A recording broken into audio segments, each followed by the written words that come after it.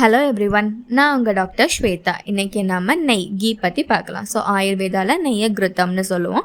And இதில் 4 மகாஸ்னேகாஸ் இருக்குது: key, oil, வசா and மஜ்ஜா. So இதில் பசுமாட்டு நெய் தான் ரொம்பவே பெஸ்ட். ஏன்னா இது மதுர ரசம் ஸ்வீட் டேஸ்ட்டில் இருக்கும், பர்னிங் சென்சேஷனை கம்மி பண்ணும். அண்ட் நம்ம குழந்தைங்க பிறந்ததுலேருந்து இந்த நெய்யை எடுத்துக்கலாம்.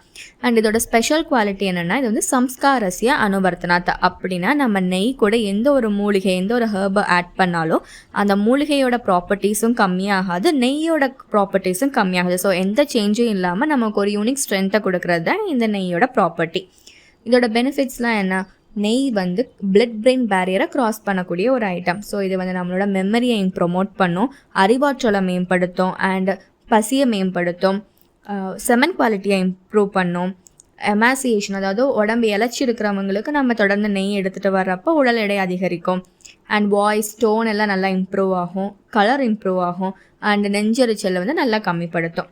இது ஆயுர்வேதாவில் எப்படியெல்லாம் யூஸ் பண்ணுவோன்னா, கர்ணபுரணம், ஸோ காதில் இறைச்சல் இல்லை காது வலி இருக்கிறப்ப அதுக்கு இந்த நெய்யை யூஸ் பண்ணுவோம். அண்ட் நசியம், நேசல் அட்மினிஸ்ட்ரேஷனாக நம்ம இதை யூஸ் பண்ணுவோம்.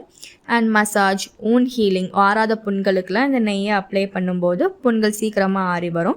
அண்ட் எனிமா, வஸ்திக்கு கொடுப்போம். அண்ட் ஓரல் கன்சப்ஷன், அதாவது ஸ்னேகபானமாக, இன்ஃபர்டிலிட்டியாக இருக்கிறவங்களுக்கு ஸ்னேகபானமாக மெடிக்கேட்டட் கீயை குறிப்பிட்ட நாள் குறிப்பிட்ட டோஸில் கொடுத்துட்டு வர்றப்ப அவங்களுடைய ஃபர்டைல் ரேட் வந்து இம்ப்ரூவ் ஆகும்.